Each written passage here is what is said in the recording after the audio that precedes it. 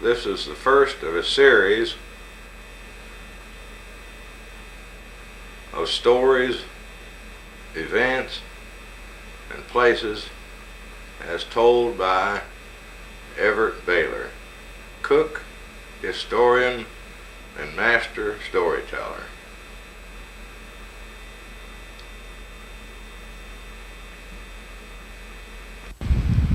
I first met Everett some 30 years ago when he was the owner and operator of the St. Joe Tavern.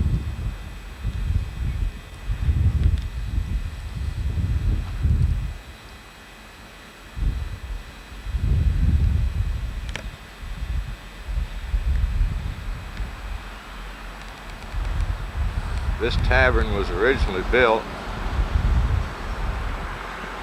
as a stagecoach inn. Combination stagecoach inn and tavern, and is approximately 10 miles northwest of Evansville, which made it an ideal spot for a stagecoach stopover.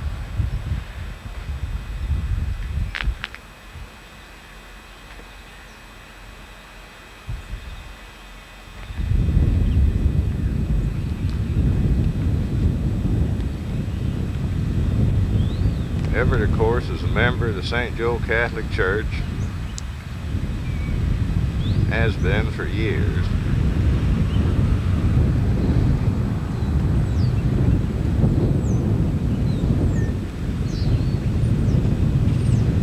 He doesn't own the tavern anymore because his health has been so poorly. Both he and his wife are now retired.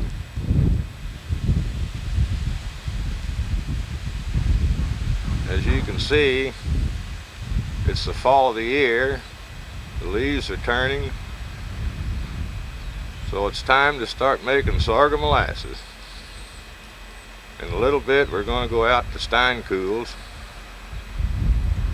where Everett's going to be supervising. This is the operation of making sorghum.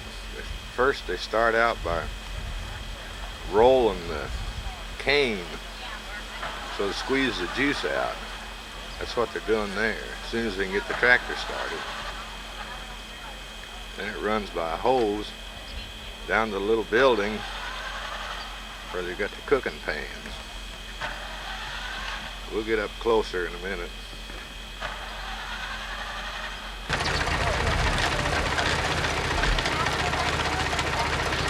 This is where they're squeezing the juice out of the cane. This is a modified version. The old one used to have a horse walking around in a circle. Here they just hooked the tractor to it. Modified it somewhat.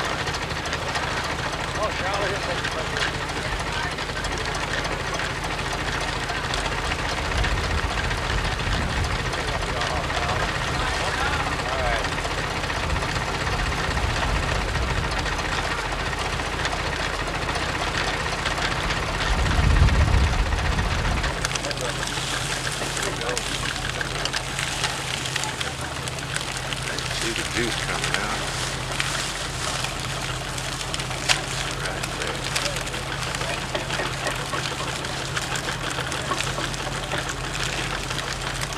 It runs down here to a strainer.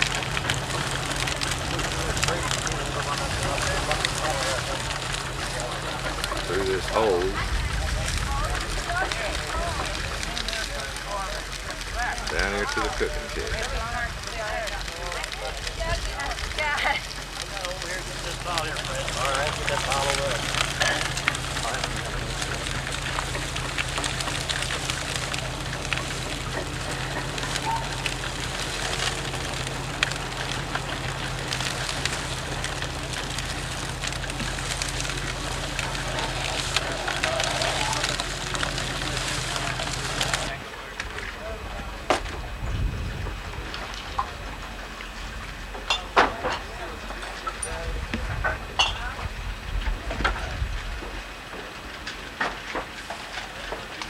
There sits Everett right there. supervising the whole works. We can get them under sideways. I have a measure or something. I'll have a fork measure and then we'll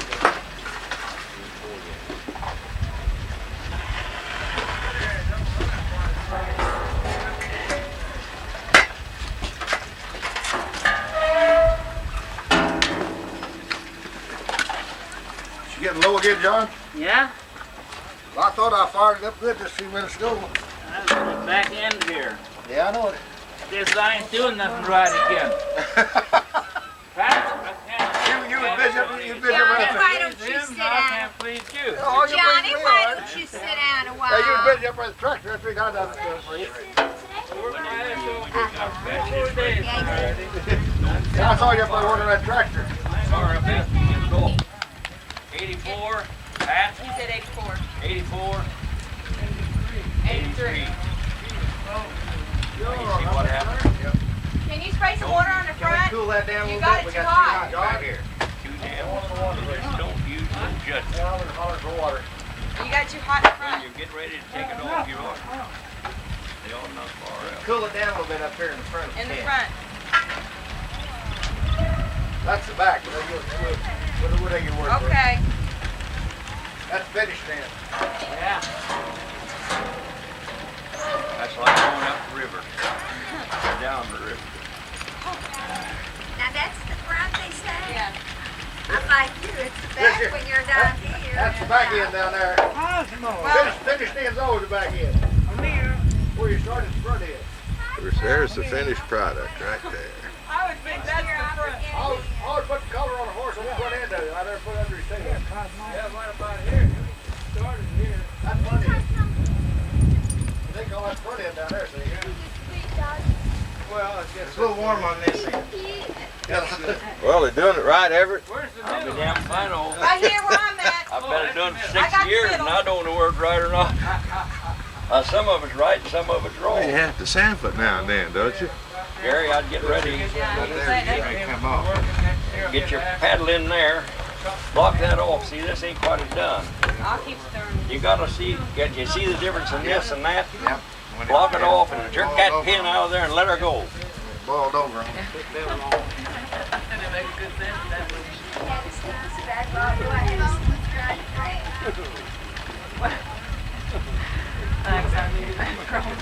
Oh, I didn't feel alone. Damn hot. What it is, there's too much fire back there on the back. Yeah, spray it a bunch. Here's where we need a lot of fire right here. Yeah. Right now, I'm burning this up. Yeah. Okay. Well, good luck, fellas. Gotta go ready.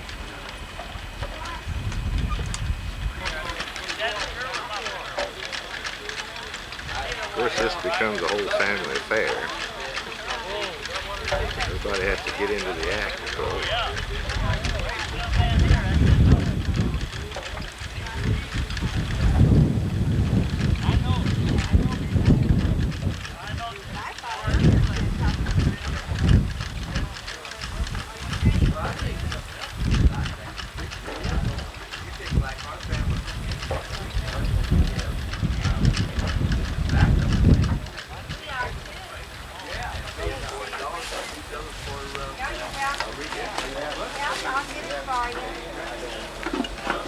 Let somebody else have the soup.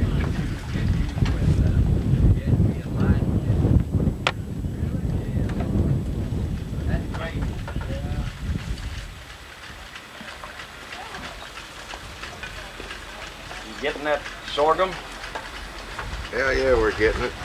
That's a good deal here. Get right down in there. Yeah.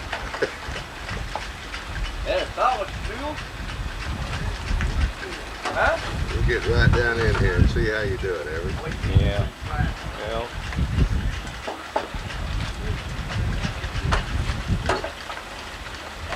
It's cooking pretty good now.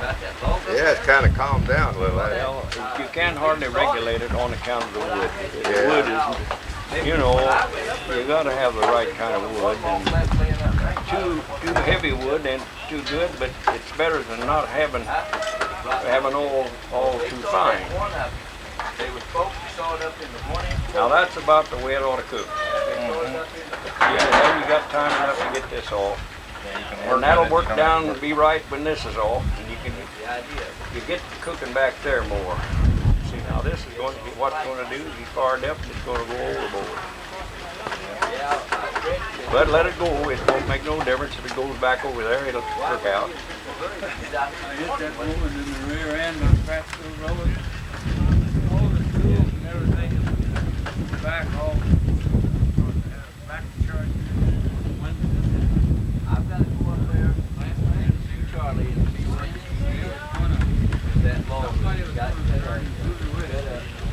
how much we got out of it, and I'll get with you.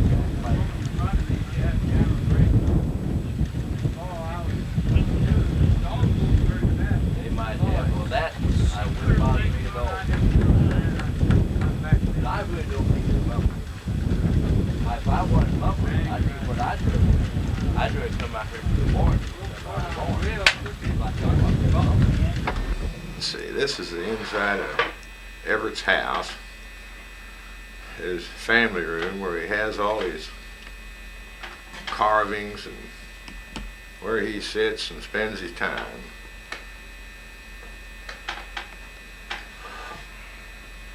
Tell us about this fireplace there, Everett. Well, the fireplace, when we first bought this place in 1965, this part of the house, it was a barn and a tool shed. And we owned the tavern at St. Joe, and we decided that we'd like to have a recreation room, and I decided to build a fireplace first, and I got the stone from over across the road here at Leo Weiss's old home. It was in the cellar of the first old house, built there on the ground about 1836. And I picked up rocks from all over the United States, and I built it by myself. It took me about a year to build it. There's stones in there from all over the United States, from the top of Pikes Peak to the bottom of the Grand Canyon, the Royal Gorge, Needles Highway, Badlands, any place you can think of out west, Moab, Utah, Marineland, Florida. There's pieces there from the mines down in southern Illinois, Tennessee, Kentucky, one of my stones up there is from the Flying W Ranch, and all the material, a lot of the material here came from Meade Johnson's, the beams and so forth. The mantelpiece came from the Lomar farm over by the Big Bear Springs Road. Yeah, we want to go over there. And it was close to the Richter Cemetery, where the first person is buried in 1817. Now the hearth there looks like it's made out of It's made from grindstones. the grindstones of the Edge Tool Works. Is that Some right? of them they were 7 or 8 inches thick, and I split them. Some of them are 2 stones. Uh-huh. Some of them are just 1 stone. Some of them are individual stones. And that bench there, you made that, didn't you? I made the bench from a piece of poplar lumber sawed at Mike Thomas's sawmill, and it's got the Roadrunner in the top of it, and people took pictures sent to the governor of Arizona. That's the state bird of Arizona. Well, I'll be darned. And I gave it It sure is. I gave that to my son for a wedding present, and he hadn't come and got it yet. But Damn. there's a lot of things that goes into all of this, Why, sure. and the birdhouses and all that stuff. The wagon wheels up here that the lights are on came off a wagon that run over these roads in the Civil War days. And the dinner bell there is an axle off of the first settlers that settled here, the Urics. And well, there's just so many things that I can't even tell you all about. Why, sure. Why, sure. And these, all this material that the walls are made out of came from Me Johnson when they tore the floor out of the cotton mill, which they used as a research building. And Mr. Henry Rader told me that his folks lived up there by Wright's Hill, and the girls worked in the cotton mill there on this floor, these beams, for about 9 cents an hour. I just trying to get a picture of all your carvings and your woodwork in here. Yeah, did you get all of these? Well, I don't know if I got them all or not, but Well, I'll send this over there. I'll get, if you want to take a picture of anything, well, you can. It's kind of hard to get it all in there. why, sure.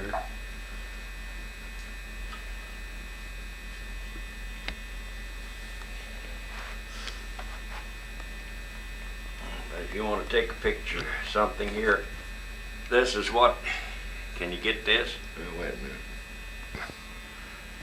That, Can you see it all right? sure, that carving Everett's got in his hand is a springly board. That's a little different design than, Yeah, this is a little different design than the other one. no, I mean, it's a little different design than the one that Mom's got at home, or Mom had. What are those designs on there? Well, different. There's sheep, and there's boats, and there's grapes, Yeah. and different apples, and the Pennsylvania Star of Good Luck, and Yeah, the whole thing. I'll be darned. It's hard to get them all Yeah. alike. You know, you don't make two alike. Well, no, heck no. And those are burned in, aren't they? Well, they're carved in and then burned in to make the effect. See, a lot of people like to hang them on the wall. Oh, And okay. if you if you got a plain one, it don't show up. See. Yeah, yeah, okay, I'm And with you. And you carve them in first to make the characters, and then you burn them in so that when they hang them on the wall, it I shows see. up and makes a conversation piece. Uh-huh. Now, all these that you've got here in the chair, That's out of the church over here, the altars of the church, which the wood is over 100 years old. is that right? And I make them for souvenirs, Uh-huh. and it's for the people that went to church there. See, they destroyed the altars back there when they made the Reformation, Uh-huh. and it's Philippine mahogany, and it's good to carve with and makes nice pieces. Here's one I've got made here that I'm going to give it to some people. If you want, if you can take a picture of that, I don't know Yeah. whether you can see it or not. Yeah. But that's one I did the carving on, is the church and Uh-huh. Yeah. See the church there. and the rectory and the trees and Uh-huh. so forth. And that church will be 100 years old, 25th of November, '88. See? Oh, just a few days. Yeah. Well, I'll be darned. Huh. Well, that's all right. That is all right. This shingle came off of President Dwight D. Eisenhower's home in Abilene, Kansas. Mel Market and my wife and his wife, were going to Colorado. Stopped there when they were repairing the roof, and I asked the guard if I could have some of these shingles, and he told me, "You can have them all as far as I'm concerned." And I brought some of these home, and I've given to all different ones, and I'm giving this one to Jim Whitman, a good friend. Well, by golly, that's great, Everett. That is great. I really appreciate that. Well, sir, you'll never be able to get one like this. There's nobody else could ever get one, No, no. because there'd be no more to be had. Well, sure. And Now you got a pen or something there that yeah, you I'll could. write it on there what it's all about, and write it on there who it's to, from, and so forth. Okay, So that'd today- be. I believe I got this in about '71. Yeah, That'd be great. But it actually came off of Dwight D. Eisenhower's home in Abilene, Kansas. Well, that is beside his house with Bush quail sign. Good old Republican. You got anything you want to say about Bush, Everett? I want to say one thing, that I've voted for presidents ever since I was 21 years old, and I have not been prouder to vote for anybody any more so than Reagan and Bush. I voted Democrat ticket a couple of times, and I've been sorry for it ever since. My golly, now that's spoken like a And true. I think everybody ought to be proud of Dan Quayle because he is a native son of Indiana. And I am not a native of Indiana, but I've lived here for 50 years, and I consider it my home. Golly, now there's a word, that's truer word spoken from a good Republican. I'm standing at the corner of Moore and Schaefer Road, and north on Schaefer Road is where we're going to go to the Richter Cemetery.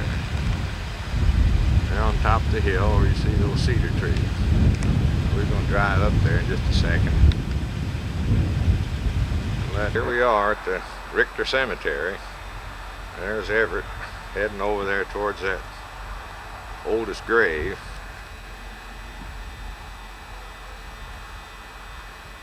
It's a small cemetery, about an acre. It's got some beautiful cedar trees in it.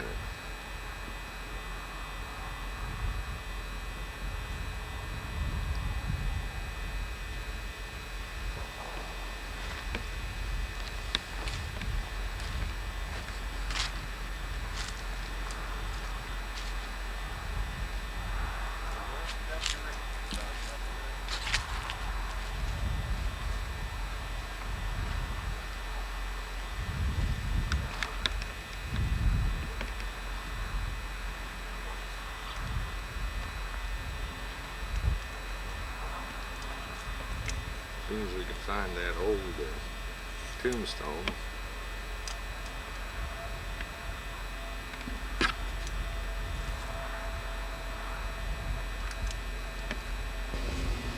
I don't know. He could have been son of Lewis and Elizabeth Richter, born in 1860. Now this is the guy, this feller here is the one, I think, that shot the Smith girl up there where Bigham lives.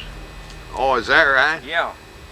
And see, that was over, he wanted to marry this gal, Smith gal, and she wouldn't have nothing to do with him, so he told her that one day that he come up there and told her that they're going to get married or they should both go into the cemetery.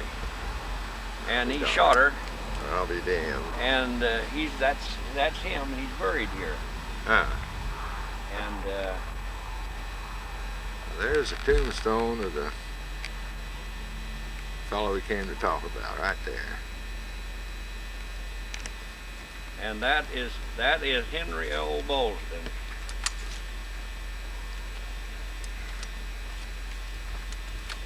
Here's another Richter here. That must have been,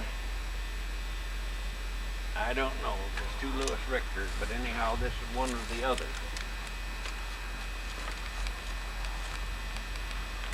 And this one, first one, is Mary Ann, wife of John Baldwin. See, that would be Henry Baldwin. Yeah. Henry Baldwin's father and mother. See, that's his mother there. Yeah. And Henry L. Baldwin, son of J. and M. Baldwin. Henry L. Baldwin, see. Died November the 12th, 1817.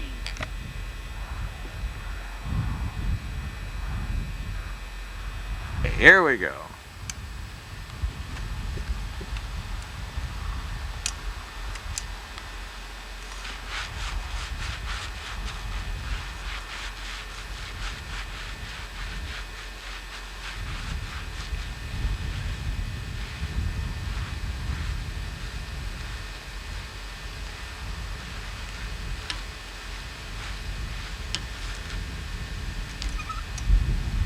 the guy because it says how many hopes lie buried here. See? Yeah. His record is on high. He's the guy that shot that gal Now when did he die? in 1888. 1888. He was born in 60, see? Yeah. That made him 28 years old. I wonder why the anchor. Well, I don't know. That's an odd tombstone. I thought there was a gun on there, but then you see the anchors broke off over there. They pushed this over and they broke it off. Yeah. And me and Harvey Smith was talking about this. See, here's Harvey Smith's folks right here. Yeah. See? Yeah. That's probably the gal that he killed. I don't know for sure, but then it probably is because see, about the same time. Yeah. And Yeah. let me see what this one is. Yeah, that'd be the same time. It doesn't say.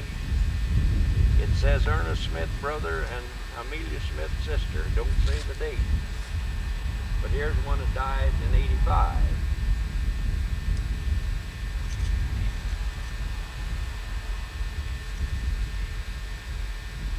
This is an 81 grandmother.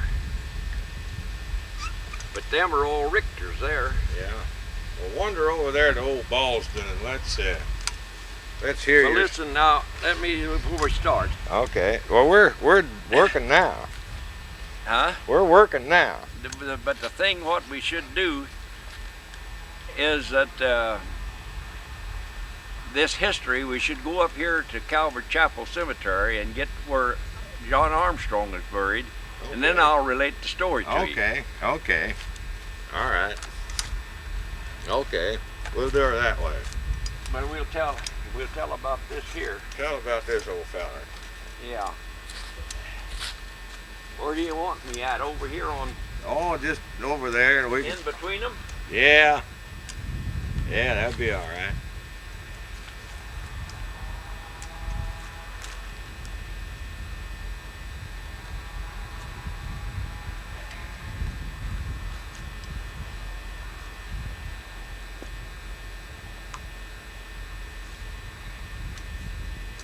Yeah, there you go. You ready? Yeah, we're taking. Can you get the sound? Yeah. Okay. Yeah, I'm sure if you talk up a little bit, we can get it. To this, my opinion, is the oldest person buried I know in German Township and Armstrong Township. He was born before Vanderburgh County was formed. Died in 1817. Probably was here before Indiana was a state. His mother is buried here. She was the wife of John Ballston. And they lived across the St. Joe Avenue, about 240 acres from here. And this cemetery was presented here to this community by a man by the name of Thomas Rhodes in 1818. He got the land. The Richters are buried here. Also the Lomars.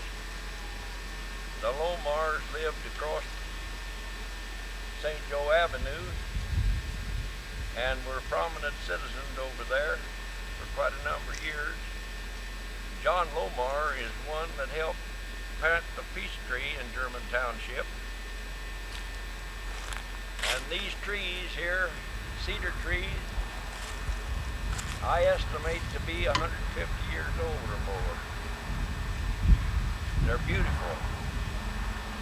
This ground should be taken care of because it's one of the oldest settlements probably in this community. There was a church here one time and number 5 school stood right near here.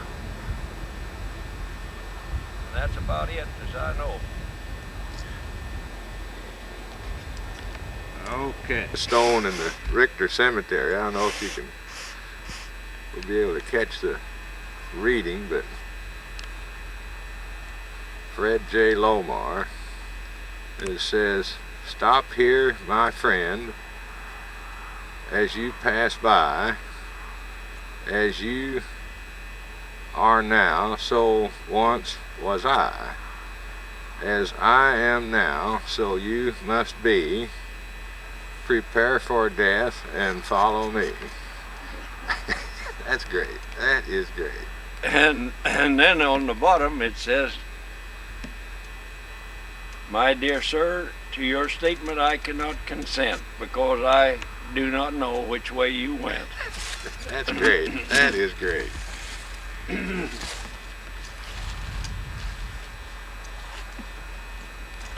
But it must have been a pretty good family to have it. Yeah, this is Thomas Rose. He donated the land here. He got the land in the year of 1818, and they donated this land sometime about 18, maybe 20. Uh-huh. And he there is Thomas Rose, and his wife Mary Rose is buried here, and that is one of the first settlers right here in this community, in which was Armstrong Township at the time. Now is German Township. Look at that big cedar over there, the butt of that big cedar over there. Well, this is pretty good sizing right here. Yeah, but God, look at that one over there. Yeah. Yeah. How big true it is. Uh-huh. You think these trees are at least 150 years I know old? they are. I know they are. That tree over there, it has to be 150 years old. They were put here when the cemetery was here. Yeah. Well, I'm sure they were. And each one has had seed that has seeded this down through the years. See all these little seeds on the ground? Yeah. Well, Yeah. that's the seed from the trees. And this is probably Virginia juniper. Red cedar. August Smith. Here's a man that was born in 1838. And he didn't die till 1912. He was up there 89 years. But I can't figure this one out over here.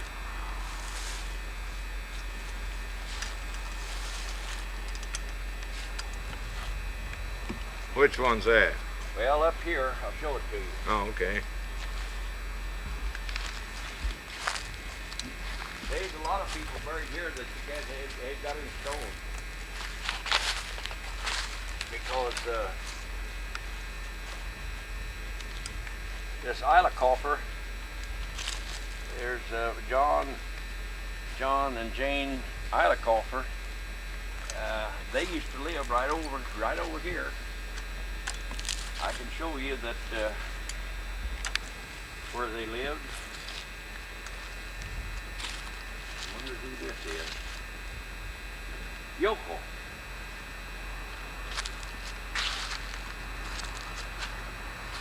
Bernard Yoko. I never knew there was any Yokos over here.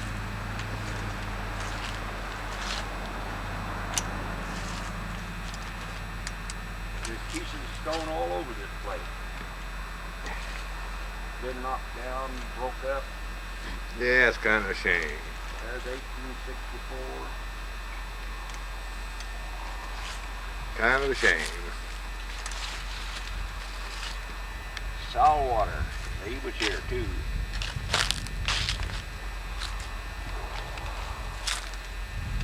Smith. Here's one here, what's buffalo with me.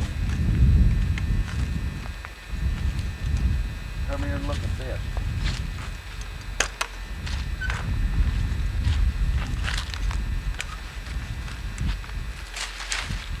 Could this been 3 different children, or could have been all the same one? Infant Fred Frida Smith, infant Frida Smith, infant Frida Ida Smith. Is that all 3 infants? says infant. Is it all the same one or is it three? Oh, it's surely three different ones. Well, that's what I can't figure out. It surely is. Now, here is, you know Harvey? No. You don't know Harvey Smith? Mailman? Oh, okay. Well, here's where his brother's born right here, or buried right here. Huh.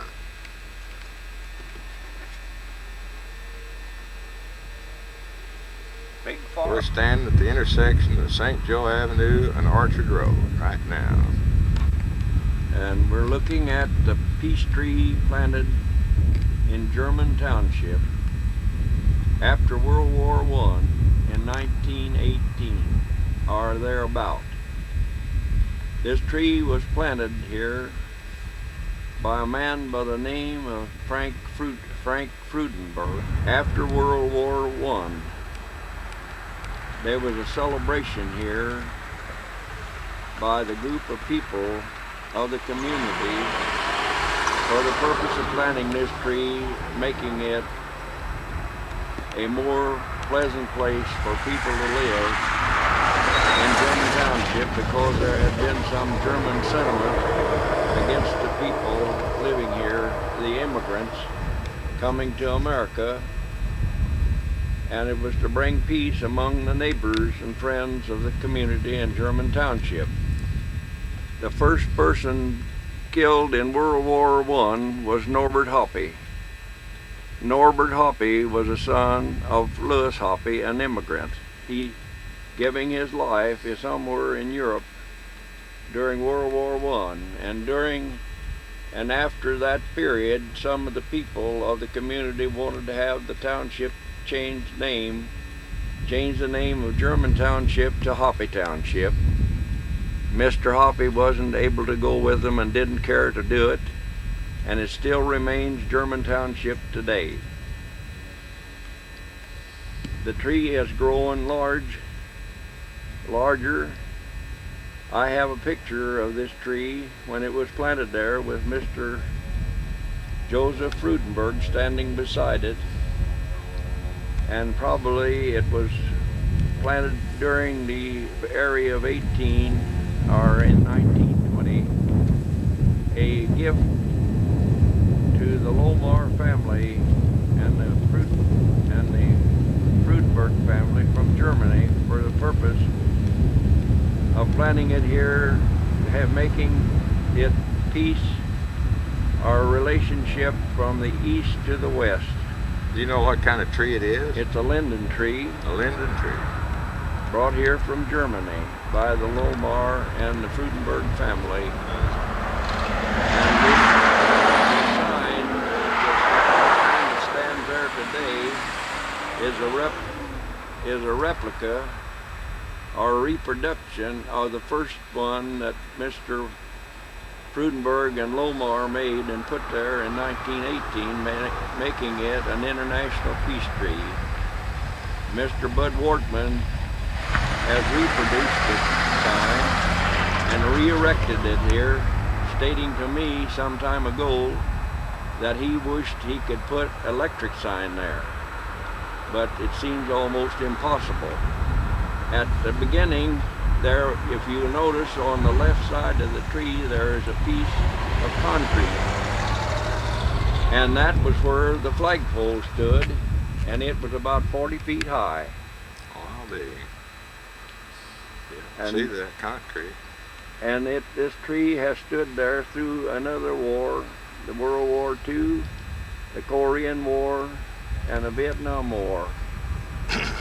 It is there to let people see as they pass, hoping that we'll never have no more conflicts.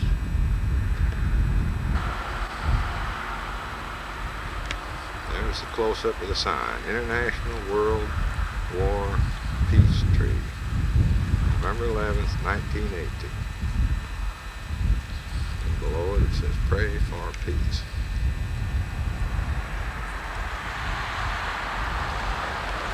Calvert Cemetery, Highway 65, just south of I-64. And it was formed by the Calvert and the Stewart family. Uh-huh. The Stewart family donated the land. Calvert's built the chapel and the little community church here, which has been destroyed or taken away on account of vandalism. Yeah. But it was built and formed here by the Calverts and the Stewarts. And Stewart's giving the land, Calvert's furnishing the material for building the chapel.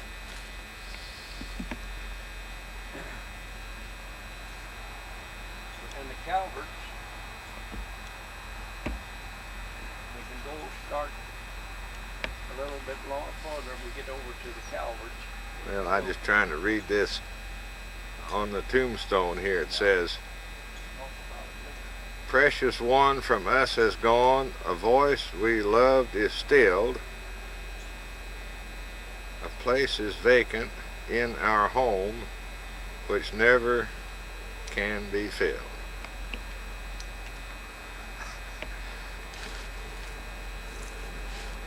There's another Stewart.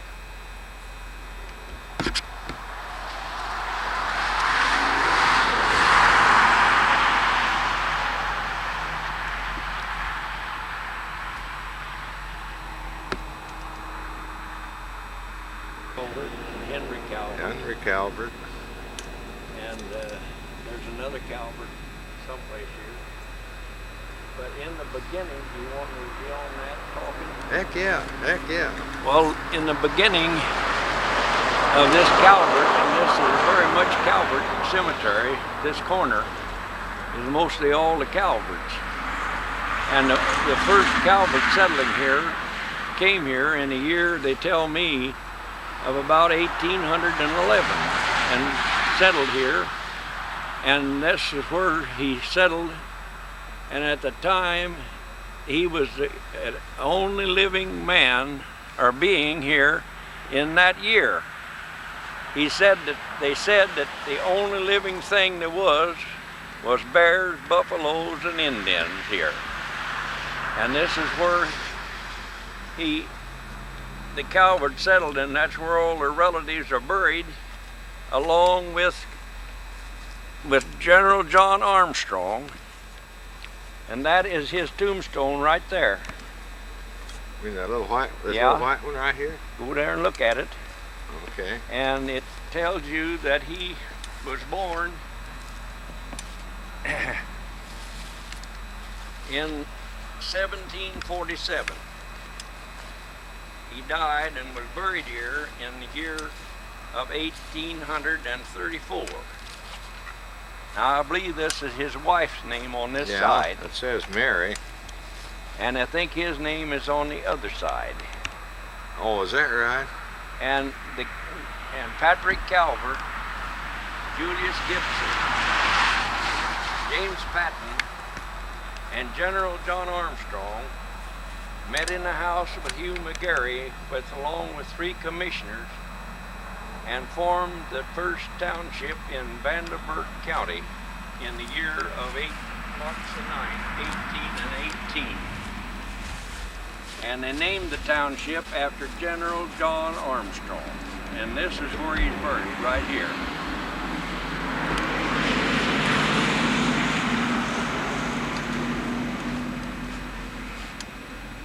John Armstrong.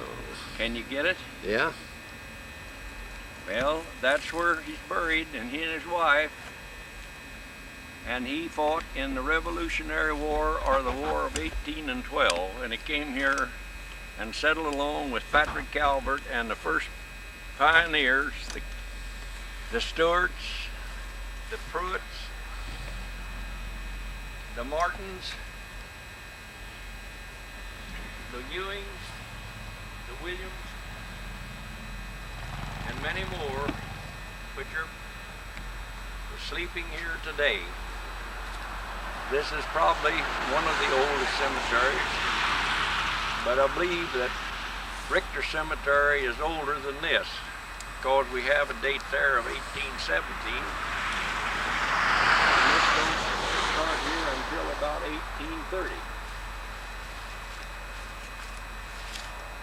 Yeah. And we think that Patrick Calvert is buried at the corner of Elizabeth Station Road. Yeah, these are all later than. Well, you go back over there and you find some that's about 1830. And Edwin Rogers, Julius Gibson, and some of the officials that formed the township along with General John Armstrong. And the McDonald I'm thinking about, he was born in Virginia and came here and bought land in 1829. So he would have been born about 1700 and something. 17, we'll probably find his grave up the way here. And this is some of the relatives which we're talking about today. Quite a few are living here. And his great-grandson lives down the road, Gilbert McDonald. He's still living on the homestead where this Mr. McDonald came to this country from Virginia. And the land that he bought is written, the deed was written on sheepskin. And there's a little family cemetery there where some of the McDonald children are buried. And along, so Mr. McDonald told me about a year ago that there was possibly some Indian maidens buried there. And when we get down here to find his grave, I'll show it to you. And you can take a picture of it. Okay. But there's another Calvert over there. Yeah. There's Calverts all over this cemetery. Stewart's. Yeah. I don't know which one's the oldest, but then there's a lot of people buried here that were first settlers. Apparently so. Apparently so. William, Pruitt, Martin, Ewings, Williams, Stewart's, Calvert's, McDonald's, General John Armstrong. Squire Judge coming here from Virginia, and he was elected to when Armstrong Township was formed. The first duties of the officials of the township was Patrick Calvert. He was inspector of the elections, and they were to elect 2 justices of the peace. Now the first justice of the peace wouldn't have been him, but he came here in 29, so it followed pretty soon after that. And Julius Gibson was assessor of the whole county of Vanderburgh. And James Patton was constable here. General John Armstrong was overseer of the poor. Zadok McNew was superintendent of schools, along with James Patton, and controller of the school sections of land here. And he being this Mr. McDonald, Samuel McDonald, being a justice of the peace here, did quite a bit of work in the purchasing of land by the people that settled here. And there was a man by the name of Edwin Rogers came here along with Patrick Calvert, and it is thought that they settled over here close to Martin Station first, and they had some dealings together of all the things and happenings that happened in Armstrong Township.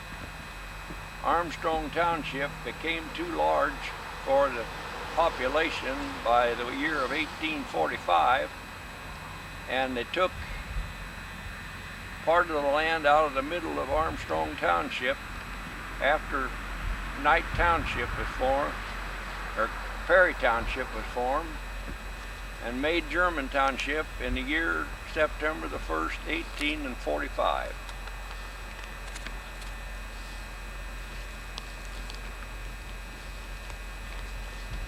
German Township, 1845. Yeah. See, that was, this town here, this was formed here in 1818, March the 9th, 1818, but the whole Armstrong Township was formed, reaching clear to the river. And about 1843, they formed Perry Township, taking a little off of Armstrong, and then later, in 1845, they formed German Township because it was about 90% German-speaking people, and the cultures and so forth, and the traditions, and they named it German Township. And it still stays the same today. There's one other in the north part of the state, so I'm told. But it's a very unique name. The traditions, the customs, and the language was taught here until 1918. And after 1918, it was not taught here anymore on account of the German sentiment against the fatherland and the government of the United States. It's been discontinued. But there is some German language spoken but among the older people. This part of the country here is mostly Scotch, Irish, and English. Farther south is more German in German Township. That's why it was named that. The first settlers down there was the Hinsons. David and Jesse, his two sons, and along with William Fitzgerald and Joseph Chapman, and that was known as the Hinson settlement down there. It wasn't St. Joe at that time, and it didn't become St. Joe until about 1840 when the first church was built there. And the Catholic Church was built there. It was named St. Joe, but until that time it was known as the Hinson settlement. Well, that's a church that's 100 years old this year. Yeah, and that one that was there before that is built in 1840 and 41, and the first priest that got to this community came to Evansville to take care of the missions around Evansville, was sent to St. Joe, Indiana. And in 1837, there's a priest sent to Evansville. His name was Father Deary, and he got to Evansville. There wasn't but one Catholic living in Evansville at the date, and they had already had Mass at St. Joe 2 years before he got there. Well, that's interesting. That's interesting. And today the St. Joe Church and the community is the oldest Catholic community in southern Indiana, where the first Mass was said in Vanderburgh County, where the first priest came to this territory by the name of Zachart. He came from up above Albany, Illinois, known as St. Marie, Jasper County, and rode horseback to here, said Mass, and went to New Albany. From New Albany around through the eastern part of the state of Indiana, clear to Chicago, and back to St. Marie, Illinois. That's your blinking red. Yeah, okay, we're taking a picture then. Well, we're back over at Everett's. And he's got a quilt hanging here that he's really proud of. He drew the pictures, and he had a lady make the quilt. And it was my idea. Was that a swinging? You reckon that makes any difference? No. Okay. My grandfather was Pennsylvania Dutch, and I always kind of liked the idea, and also the Amish. I've visited in several places in the United States. So I decided that I would design a quilt top for Mrs. Betty Blankenberger. And she come and got it last fall and said she didn't believe she could do it that way, which she did. But she wanted me to come out and get some paints and paint it on. I told her it wouldn't be any good if we painted it. So she she cut out the material and applicated on there. I did all the artwork, but that wasn't the main thing. It's a beautiful job that she had done. And there's been as many as, I think, about 70 people here to see it. And I don't think there's one that said they didn't like it. And the work that she did on it is wonderful work. She has a quilt in Moscow Square in Russia, one in the Smithsonian Institution, and she is a wonderful person. Her name is on it, my name is on it. Yeah. Oh, that's a beautiful thing. And I wanted her to show it, and she may show it at the fair, and I'm going to talk to her, taking it over to Boonville to the steam fair. Yeah, they'll enjoy that. They have a quilt show over there, in which it might be of interest to a lot of people because of the thrashing machine on there. Uh-huh. Yeah. Johnny Steinko was here the other day, and I told him, I said, Johnny, he's got the Keck Gunnerman, but see, the Keck Gunnerman didn't come in till way late. That case Uh-huh. is the #1 case is in the Smithsonian Institution.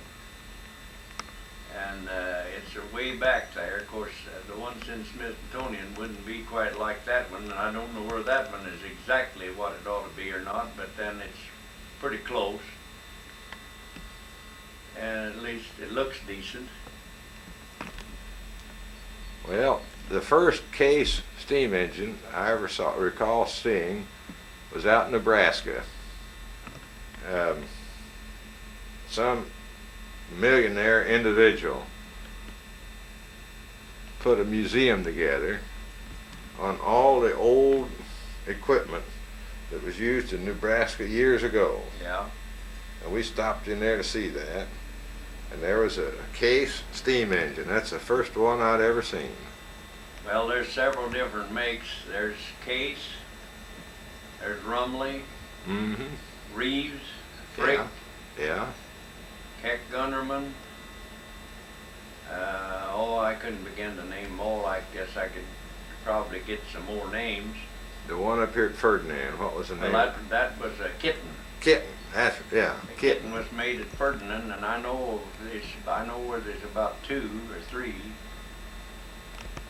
This guy Reynolds over at Boonville's got a Kitten. They called it a 2575. And Well, you see, that Kitten engine was designed for hilly country. yeah, It had a real short firebox. yeah, so that the water didn't slush backwards and forward, Yeah. or it didn't get. If you went up a hilly country and you didn't, if you stood on the snows too high, the water all run to the back. That's right. That's right. Now, And, you know, Keck Gunnerman was made in Mount Vernon. It was all flat. Yeah, and they didn't start till probably before the 1900s, but Case and them and all the others was quite a long time before that, and that's why I put a Case on there, because Uh-huh. Keck Gunnerman, it was too new, Uh-huh. I thought. The Amish go in for tulips, do they? Yeah, they like tulips. Everything you see, that mostly always got tulips on it. And of course the horses and mules and binders. And the hex symbol. The hex symbols, that's the Uh-huh. 5-pointed star, which is the Pennsylvania Dutch star, good luck. Uh-huh. Uh-huh. And of course I'm kind of proud of that moon and stars up there. And the color of them horses, there's a white one, there's a brown one, there's a gray one, and a brown one with white mane. And they're all just about a little different. Yeah. And the old separator is red with black trimmings. I don't know what kind it would be, don't make any difference. But it's a more modern, if you'd had go back a little farther, you'd have had the stacker instead of the blower, but Yeah, and you got the old water wagon there. yeah. And there's the boy with his dog, the Amish boy with his dog, and that picnic table's got a tablecloth on that's got lace on the bottom. And the bundle's down, and the shop's down here in the bottom. Yeah, The bundle wagon, the binder coming into the field. yeah. Got her all in there. It's all in there. And, there was a lot. I had a lot more stuff there. I had a telephone booth, but you couldn't get it all in.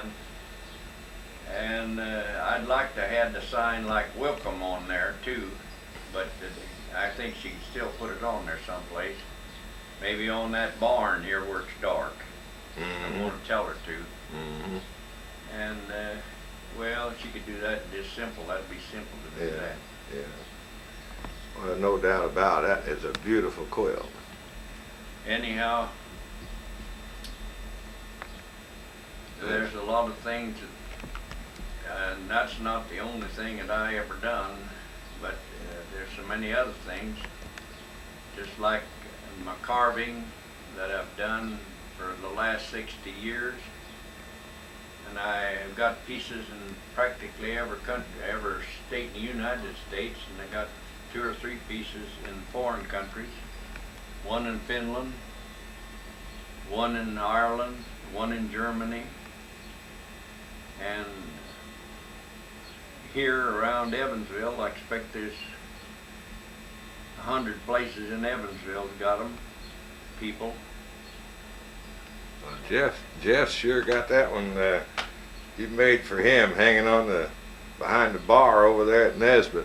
Here's something that the Antwerp Belgian Society presented to me about 4 or 5 years ago for about 25 years of work in the Antwerp Belgian Bantam Association. Oh, darn. And I've also got a cup here. Came from with my name on it, October 18, 1984, from the German Antwerp Belgian Society in Germany. They sent that to me from Germany.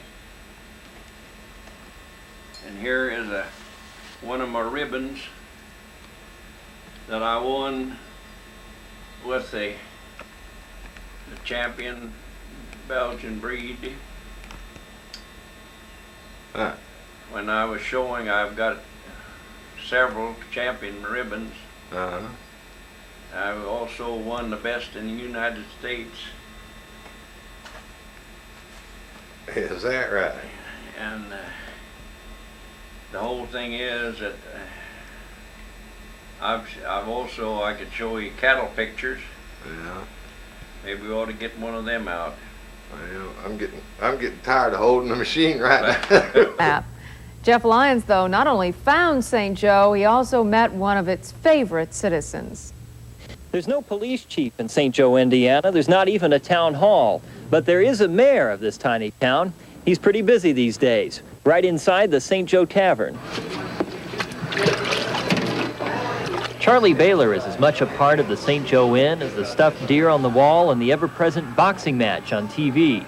For 34 years, Baylor has tended bar at the town's tavern. Despite a physical handicap that he's had since birth, Baylor's popularity has earned him the unofficial title of Mayor of St. Joe. Well, at first he's different. People don't know how to take him at first, but 5-10 minutes being around him, you think he's an old friend of yours. He has a way of talking to people that... Regulars at the St. Joe Inn call Baylor Schatzi, the German nickname for sweetheart, because of his friendly way with customers. I just like to meet the guys, and I just like to tend bar. And everybody just loves him in the community. What is it that they love about him? Well, I guess because of the way he is and the way he never forgets anything. And he just never has a bad word to say about anybody. Baylor says he has no plans of retiring in the near future or stepping down from his unofficial post as mayor of St. Joe. In the meantime, he'll enjoy his favorite pastime of tending bar and pleasing his customers. Just do a good job and you know, get along with people, and then they'll treat you right. Got it? Yep, you're on. Well, as you can see, Everett passed away. In a typical Baylor fashion, he designed and built his own headstone. The wood he salvaged from the beer vat, Cook's Brewery, when it was torn down in the 1950s. The metal, of course, had to be stainless steel. There's a lot of things Everett wanted to show me. He wanted to show me a lot of historic places in German Township, and I was too busy. He wanted to show me how to make those wood things that he was so famous for, including those heavy coffee tables. And I just never got around to it. And then, of course, it became too late. Everett was truly one of a kind. And he was a wonderful historian, a great cook, and a master storyteller. And I'm going to miss him.